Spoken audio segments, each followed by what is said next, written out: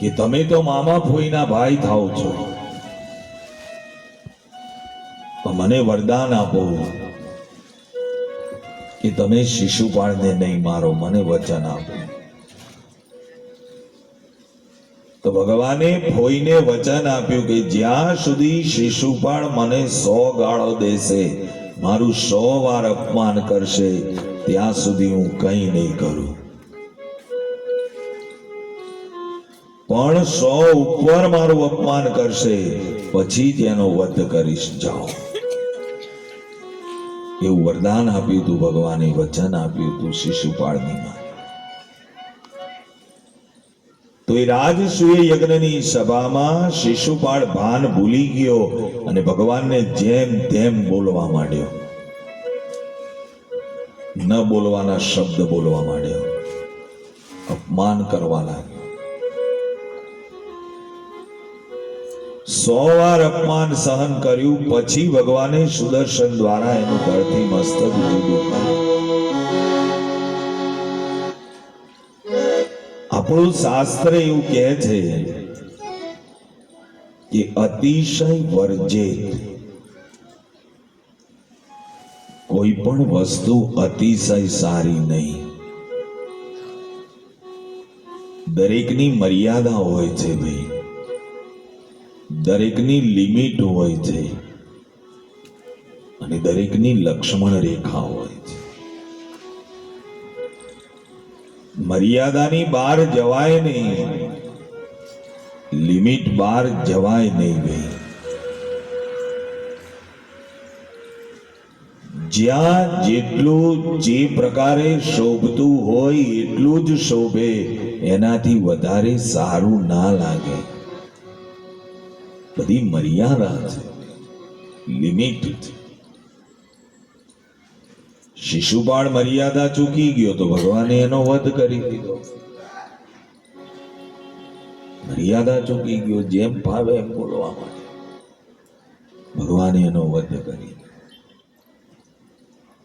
પછી ભગવાને કહ્યું કે હે પાંડવો, તમે આ રાજસૂય યજ્ઞ કરો છો તો હું કહું એ પ્રમાણે કાર્ય કરો.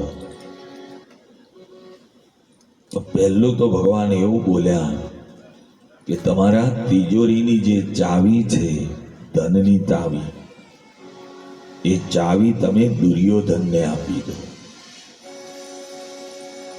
તો પાંડવો બધા વિચારમાં પડ્યા કે દુર્યોધન તો અમારો દુશ્મન છે, અને જો દુશ્મનના હાથમાં તિજોરીની ચાવી આપી દઈશું તો એ તો ધન લૂંટાઈ મારશે.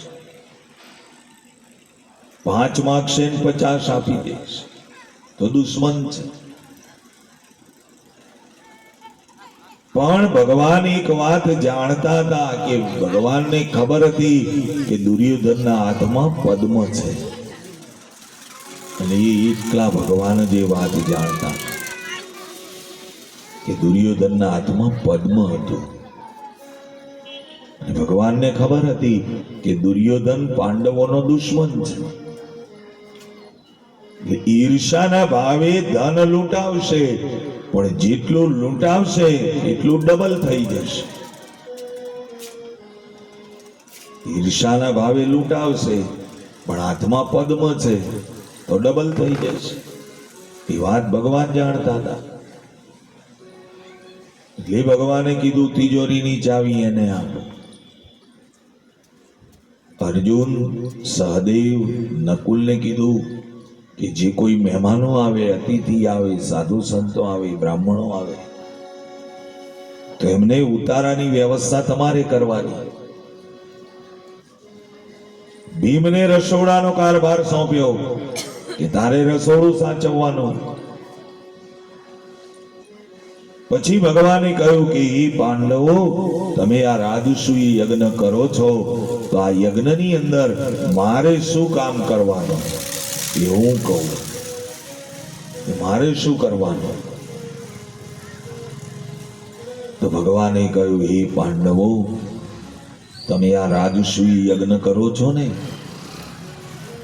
તો આ યજ્ઞની અંદર અતિથિ આવશે, બ્રાહ્મણો આવશે, ઋષિ મુનિઓ આવશે, સાધુ સંતો આવશે. અને ભોજન લેશે. તો ભગવાને કહ્યું એમની એઠી પતરાળી હું ઉપાડીશ, એ મારું કાર્ય છે. તો ભગવાને રાજશ્રી યજ્ઞની અંદર બ્રાહ્મણો, સાધુ, સંતો, અતિથિની એઠી પતરાળી ઉપાડી. અને ભગવાને બતાવ્યું, અન્નપૂર્ણાનો મહિમા બતાવ્યો ભગવાને,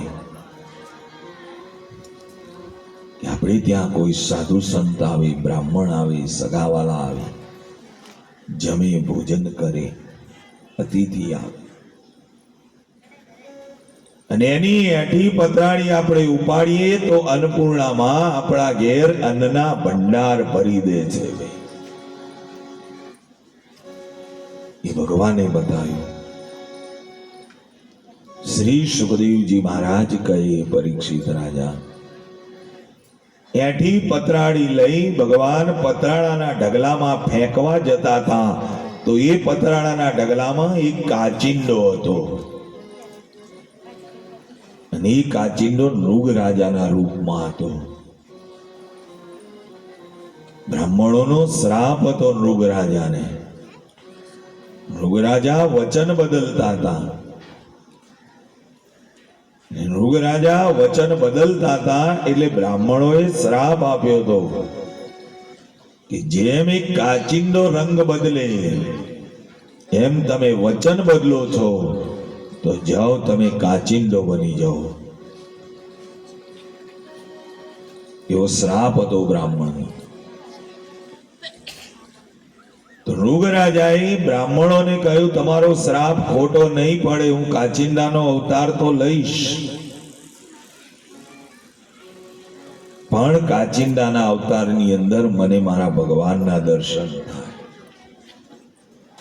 કાચિંડાના અવતારની અંદર મને પરમાત્માના દર્શન થાય. અને એ નૃગ રાજાને દર્શનની આશા હતી, દર્શનની ઈચ્છા હતી. તો કાચિંડાના રૂપની અંદર ભગવાને એને દર્શન આપ્યા. નૃગ રાજાને દર્શનનો મહિમા બતાવ્યો. ભાઈ, કે દર્શન આપો ને મારા શામળા રે, દર્શન આપો ને મારા